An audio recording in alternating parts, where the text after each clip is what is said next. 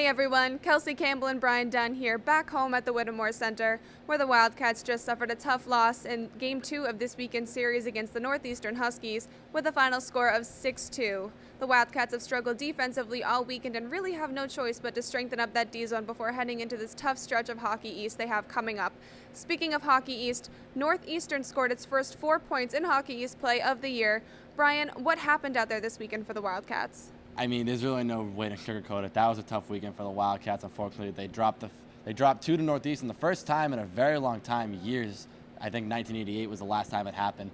But you know, it's hard because this team is really trying to find a defensive identity, and they were doing a great job at that heading into the Christmas break. But ever since the UMass Lowell game, they played well against UMass Lowell, but ever since then, they've really have lost their defensive identity, and everything just broke down tonight. They weren't covering guys. Everybody was really out of position. The players and the coaches have all admitted to that, and it's just unfortunate the way it happened. But like you said, they have no choice. They have a tough schedule ahead. We said it last night. They got Notre Dame, Providence, and BC coming up, and it's the heart of Hockey East, and they really got to pick up the pieces if they want to stay competitive in the standings. Let's send it down to Coach Emili and the players to hear their thoughts on this weekend.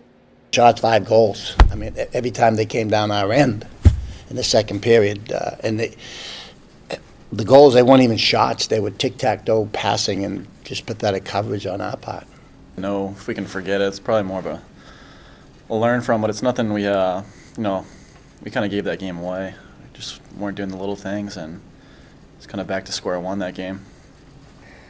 That was pretty embarrassing for us, I think. We all didn't play great at all. And it just gets harder as the season goes on. I think we have Notre Dame next weekend, and then we have BC, Lowell, Providence, so we got to figure it out.